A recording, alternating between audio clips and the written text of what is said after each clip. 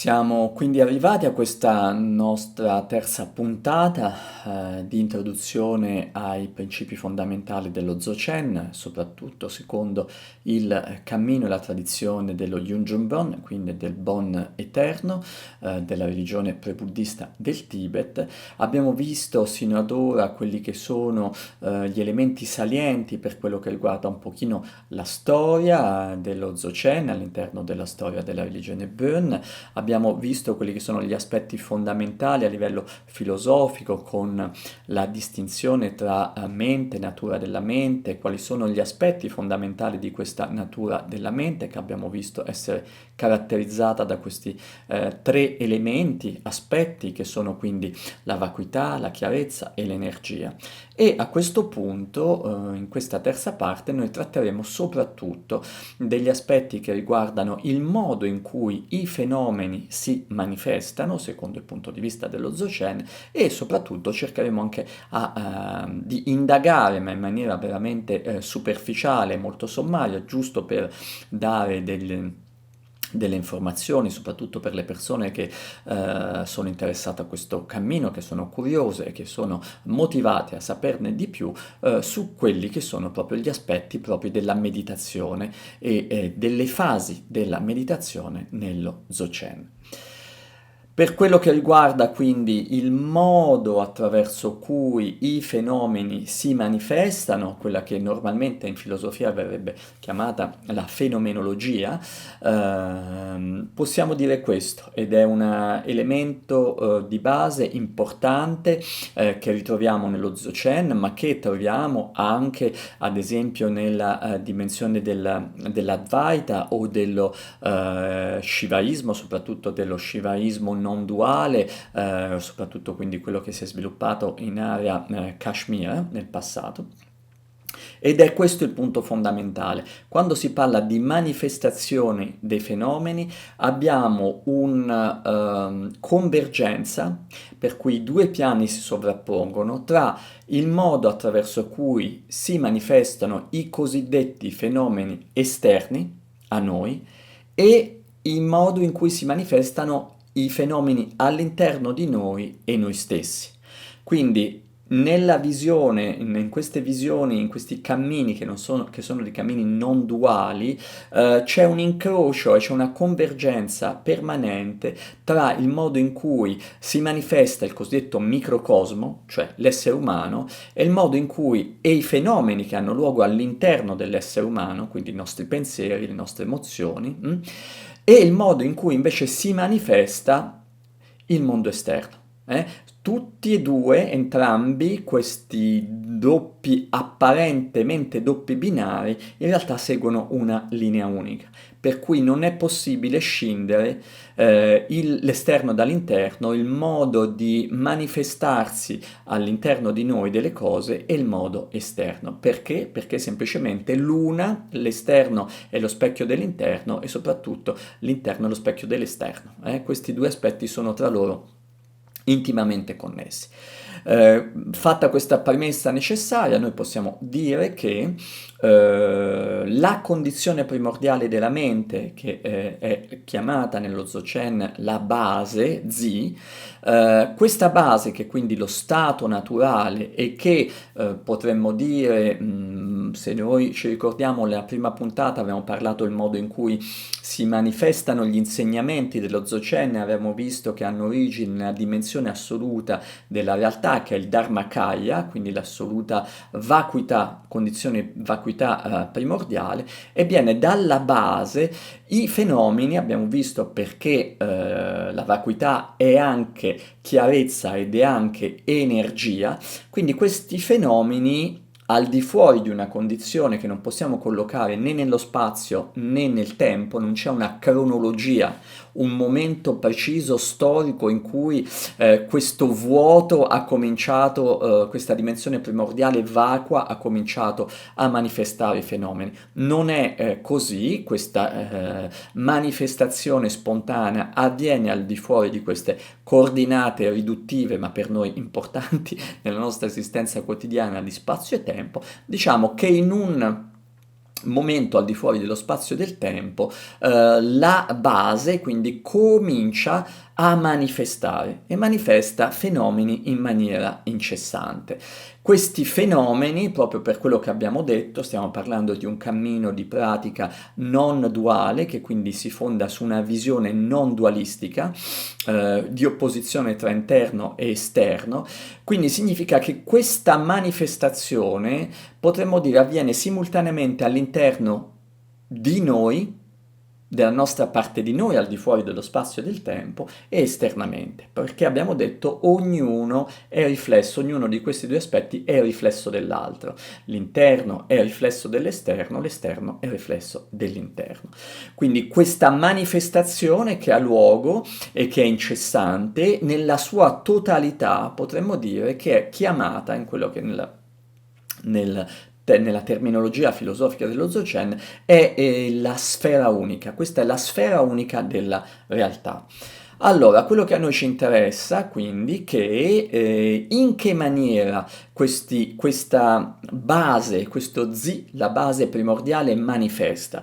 Allora, nello Dzogchen si parla di quelle che sono chiamate le tre visioni, cioè da questo momento primordiale che, ripeto, lo dobbiamo collocare al di fuori dello spazio e del tempo, perché prima e oltre sia la dimensione spaziale che quella temporale, cosa avviene? Abbiamo in un primo luogo la manifestazione di suoni, potremmo dire come se nella dimensione della vacuità si creano una sorta di increspatura, una sorta di vibrazione sonora, più che suono è ancora prima del suono, è veramente una vibrazione, un qualcosa che, se mi viene permessa questa licenza, diciamo, digressione personale, qualcosa che noi troviamo di molto simile, come visione, la ritroviamo ad esempio nello Shivaismo con se soprattutto prendiamo la scuola Spanda e facciamo riferimento ad esempio del testo dello Spandakarika, vediamo che ugualmente la dimensione primordiale all'inizio si manifesta come se in questa dimensione, che è come una sfera ancora unica, che non si è dipanata, avvenisse un'increspatura, c'è un movimento, in sanscrito spesso si chiama kshoba, quindi significa probabilmente un'ondulazione, è una prima vibrazione, come una scossa. Nell'ambito della Kabbalah noi ad esempio vediamo che la dimensione primordiale viene spesso paragonata a un melograno, a un frutto del melograno, per cui questa dimensione contiene in potenza la manifestazione e da un certo momento in poi si schiude, per cui tutti i vari semi all'interno della melagrana sono i semi, le essenze seminali di tutto ciò che si manifesta. Ma c'è sempre questo movimento primordiale che in primo luogo è un movimento come una sorta di vibrazione, tant'è vero che ritornando al modo di vedere, alla visione propria dello Dzogchen, si parla quindi di una prima manifestazione che sono suoni, dei suoni che invadono e che manifestano e che si manifestano in maniera incessante ovunque nello spazio della vacuità. Accanto ai suoni abbiamo poi la manifestazione immediata di luci, luce bianca più diciamo, lo spettro pentacromatico, quindi le luci, potremmo dire le cinque luci primordiali, le quattro luci primordiali più il bianco, e potremmo dire lo spettro stesso della luce arcobaleno che contiene all'interno tutte le variazioni e le sfumature possibili di ogni colore e di ogni luce. Ovviamente stiamo ancora parliamo di luce e di luminosità, e queste luci primordiali sono una manifestazione diretta di questa luminosità di cui avevamo parlato rispetto allo stato naturale, questa chiarezza che si manifesta anche come energia, per cui è una luce, ma non dobbiamo pensarla come una luce fisica, è la dimensione antecedente, germinale della luce fisica, ma è una luce che è una luce ancora in una dimensione, potremmo dire, spirituale a tutti gli effetti, non è quindi una luce materiale. La convergenza dei vari aspetti, quindi nelle tre visioni abbiamo i suoni, le luci e poi gergo filosofico dello Dzogchen si parla poi di raggi. Questi raggi possono essere interpretati, lo vediamo qui, sono delle forme geometriche, quindi i raggi sono già delle luci, perché sono quindi dei raggi luminosi, ma che cominciano a prendere delle forme specifiche. Sono anche queste delle forme, potremmo dire noi, riportando al nostro modo di vedere le cose, delle forme archetipali. Sono quindi delle forme che sono, potremmo dire, delle forme mandaliche. Però ecco, queste sono già il terzo livello della manifestazione nel momento in cui le cose cominciano a apparire. Suoni, quindi vibrazione, luci, ma luce e luci colorate nel senso di una luminosità primordiale, nulla a che vedere quindi ancora con le luci e la luce e i colori concreti della realtà attorno a noi, e poi l'ultimo elemento sono i raggi, come se fosse i raggi questo intessersi di luci e di suoni che comincia a prendere quindi delle forme essenzialmente geometriche. Il concetto fondamentale rispetto a quello che già abbiamo in parte annunciato è che tutto ciò che esiste e che si trova quindi sia nel samsara sia nel nirvana, quindi nella dimensione illusa, materiale di esistenza, contraddistinta diciamo dall'impermanenza e dall'esperienza della sofferenza, quindi il samsara, sia la dimensione invece totalmente illuminata, ovvero pura, perfetta, trascendente, il samsara, entrambi questi aspetti, potremmo dire la dimensione impura e la dimensione pura, sono una manifestazione della base. La manifestazione è unica e si manifesta nel modo che abbiamo appena descritto, solo che, e questo è il punto fondamentale, nella dimensione del nirvana, l'essere che percepisce questi suoni, queste luci e questi raggi, li percepisce esattamente come l'espressione diretta dell'energia incessante della base. Nella dimensione del samsara invece è l'opposto, vengono percepiti come qualcosa di oggettivo e di separato rispetto a colui che percepisce. Quindi nell'ambito dello Dzogchen non è un caso che si parli dell'ignoranza innata, la prima forma di ignoranza da cui poi derivano tutte le altre forme, diremmo noi, di ignoranza, che è una mancanza di gnosis, è una mancanza di conoscenza. E quale sarebbe questa retta conoscenza, ciò che non è ignorante? Ignoranza, non ignoranza, e quindi la gnosi, la conoscenza, significa quello che abbiamo detto già adesso in parte, cioè la consapevolezza dell'individuo riconosce e sa che tutto ciò che si manifesta in questo momento, come dall'inizio del tempo, tutto ciò che continuerà a manifestarsi nel futuro, altro non è se non l'energia illuminata della base, che si manifesta appunto attraverso le tre modalità descritte di suoni, luci e raggi. Quindi attorno a noi quello che noi percepiamo ad ogni istante altro non è che una manifestazione incessante dell'energia della base, dell'energia dello stato naturale. Ma per via della nostra ignoranza innata, che è il primo germe che crea questa visione dualistica, cosa avviene? Avviene esattamente questo. Calo, Antonio, vieni qua, se tu veux participer, tu restes là tranquille. Allora, cosa accade? Accade in primo luogo questo elemento. Allora si crea un'opposizione tra colui che percepisce e ciò che è percepito. Si crea una dicotomia tra un soggetto e un oggetto. Nella dimensione non duale primordiale e ugualmente nella dimensione non duale dei Buddha, quindi degli esseri che si sono realizzati, che hanno conseguito, diciamo, il frutto ultimo dell'illuminazione, non c'è più questo dualismo, non c'è più separazione tra un soggetto che percepisce e un qualcosa come oggetto che viene percepito. Entrambi sono parte di un'unica percezione che non ha più né soggetto né oggetto.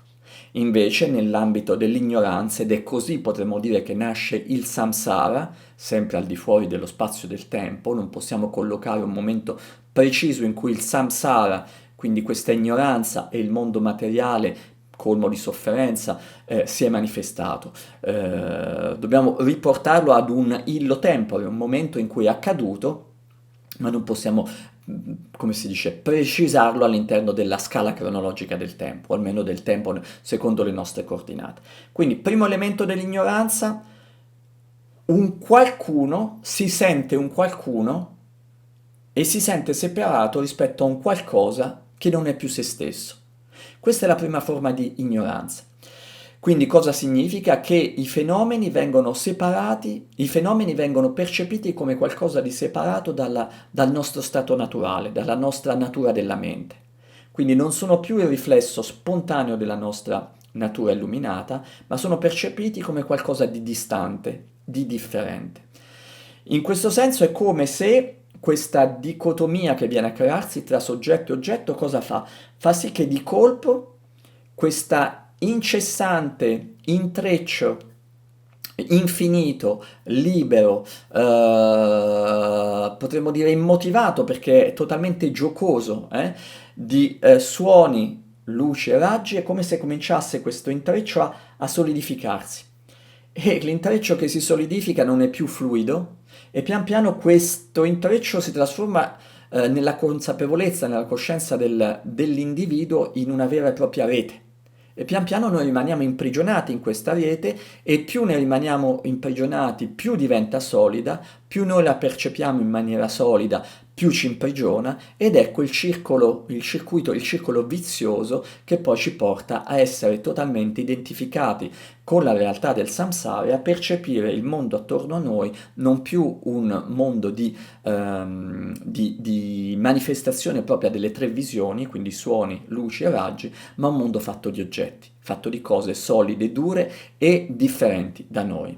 Questo è il primo livello. A questo si aggiunge un secondo livello per cui questa realtà che noi abbiamo già messo a distanza rispetto a noi e che sentiamo separata rispetto a noi che percepiamo, cosa fa? Cominciamo a dargli degli attributi. Quindi cominciamo a distinguerla tra buona e cattiva. Diamo dei significati, questo mi piace, questo non mi piace. Ed è così, sulla base di questa seconda dicotomia, dopo quella soggetto-oggetto, quella bene e male, potremmo dire, che sorgono le prime emozioni negative. Se una cosa mi piace, sviluppo desiderio e attaccamento. Se una cosa non mi piace, la tengo a distanza, anzi la allontano da me e avviene quindi in un qualche modo la distacco, ma è piuttosto l'avversità. Cioè si sviluppa quella che viene chiamata appunto come emozione negativa, quella dell'avversione, del rifiuto, ok? Quindi questi sono i due momenti fondamentali ed è per questo motivo che noi ci troviamo all'interno di un mondo che percepiamo in primo luogo come solido, oggettivo, stabile e permanente e all'interno di questa stessa dimensione percepiamo poi... Gattonio, smetti per favore. Diamo poi delle connotazioni che sono quelle di positivo e negativo, per cui cominciamo a reagire rispetto a questa realtà solidificata attorno a noi in modi diversi, in maniera dualistica. È attraverso questo processo, quindi, che si sviluppano quelli che sono chiamati nella tradizione Bön all'interno dello Dzogchen i tre veleni, o i cinque veleni. I tre veleni sono il desiderio, quindi l'attaccamento, io rispetto a questa realtà che vedo davanti a me, che percepisco, se mi piace sviluppo attaccamento, se non mi piace sviluppo avversità, o il terzo dei veleni è una attitudine, potremmo dire, neutra, quindi né caldo né freddo, la quale però in termini emozionali è ignoranza, appunto è una sorta di apatia o indifferenza, la quale però, e le tre nel loro insieme, sono appunto il riflesso diretto di questa ignoranza fondamentale e primordiale di cui abbiamo parlato. Quando si parla dei cinque veleni, si aggiunge quindi a questi tre veleni, emozioni negative, fondamentali, si aggiunge l'orgoglio, quindi uno sviluppo dell'ego, per cui c'è un ego, l'individuo, la persona si identifica con il proprio ego, questo ego sale a livello esponenziale, per cui c'è l'orgoglio, questa gerarchizzazione del rapporto tra me e gli altri, tra me e l'altro in generale, e l'altro elemento che è quello, il quinto dei veleni, che è l'invidia o anche la gelosia, per cui sviluppo nei riguardi di qualcun altro o dei possedimenti di qualcun altro, ciò che un altro quindi ha, un'attitudine di invidia, vorrei averlo anch'io. Quindi questi sono i cinque veleni che sono quelli che ci tengono ancorati e ben radicati alla dimensione del samsara. Entriamo ora nell'aspetto, questo è un po' il quadro, quindi abbiamo visto che si crea questa energia incessante della base, manifesta, siamo noi che solidifichiamo perché non riconosciamo ciò che sta manifestando e non riconosciamo che ciò che si manifesta all'esterno di noi, ed è per questo che dicevo c'è una confluenza permanente tra visione del microcosmo e del macrocosmo, non riconosciamo che tutto ciò che noi vediamo attorno a noi altro non è se non il riflesso, quindi la manifestazione della nostra natura illuminata. Si dice nello Dzogchen appunto tutto ciò che noi vediamo siamo noi stessi. O alcuni maestri dicono eh, tutto esiste all'interno della mente. Cosa vuol dire? Non è che tutto esiste all'interno della nostra piccola mente cogitante, ma tutto esiste all'interno dello stato naturale della nostra mente che tutto contiene perché? Perché è quello specchio che tutto riflette, che riflette tutto ciò che noi percepiamo. Quindi quando noi capiamo questo, ma non tanto e solo a livello concettuale, nell'esperienza concreta della pratica di meditazione, immediatamente questo gioco è come se si scardinasse. Realmente cominciamo a capire che i fenomeni non sono separati, che quello che accade attorno a noi altro non è che il modo in cui la nostra natura illuminata manifesta, perché la sua diciamo caratteristica naturale, quella appunto di manifestare incessantemente. Il problema è che non riconosciamo quello che si sta manifestando in questo momento perché gli attribuiamo una differenza rispetto a noi e, come abbiamo visto, anche una serie di etichette positivo o negativo, e quindi avversità oppure attaccamento. Qual è il metodo dello Dzogchen? Lo abbiamo detto in piccola parte durante il nostro primo incontro. Se così stanno le cose, se realmente tutto ciò che noi vediamo e speriamo in ogni istante non è altro che una manifestazione diretta del mio stato naturale, della natura illuminata che costituisce il fondamento della mia individualità, ma allora l'unica cosa da fare, non devo applicare antidoti, non devo trasformare niente, non c'è una visione pura o delle emozioni impure che devo trasformare in pure. Non devo fare niente di tutto questo, io devo semplicemente essere consapevole e riconoscere. Quindi io devo semplicemente riconoscere ogni istante che quello che accade, che si manifesta dentro e fuori di me, non è altro che una mia manifestazione. Non della mente concettuale, ma dello stato naturale della mente, quindi di questa natura illuminata che è presente all'interno di ciascuno di noi. Non devo fare niente, non c'è nulla da analizzare, non c'è nulla a cui mi devo attaccare, ma come viene detto e come ripete in maniera incessante Yonzin Tenzin Namdak, che è il detentore vivente di tutti i lignaggi della tradizione Bonpo, in particolare dei lignaggi ovviamente Dzogchen, il motto, o potremmo dire la chiave propria della pratica dello Dzogchen è lasciare tutto così com'è. Non devo cambiare niente. Io sono già nella dimensione illuminata. Non me ne accorgo, l'ho dimenticato.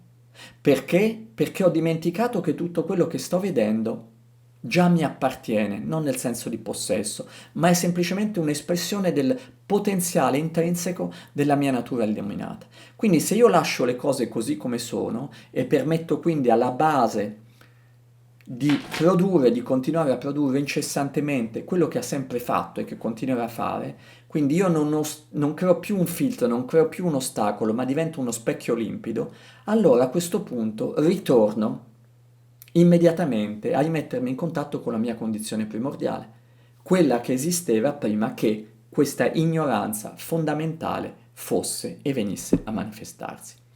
Quindi è questo riconoscimento, per questo si dice nello Dzogchen, appunto, lo Dzogchen è il cammino dell'autoliberazione. Il riconoscimento del fatto che tutto ciò che si manifesta e che io percepisco dentro e fuori di me altro non è che una manifestazione dello stato naturale, permette a tutto ciò che si manifesta di autoliberarsi.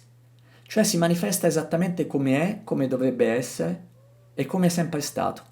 Siamo noi che imbrigliamo, blocchiamo e, come abbiamo già detto, solidifichiamo le cose. Perché se noi le lasciassimo esattamente così com'è, senza intervenire, tutte le cose apparirebbero, permarrebbero e scomparirebbero.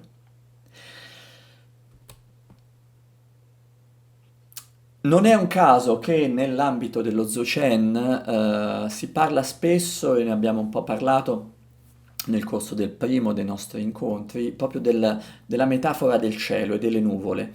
La nostra natura illuminata è come lo spazio celeste, un cielo chiaro, blu, infinito, insostanziale, privo di forma, ma dotato di consapevolezza, ok?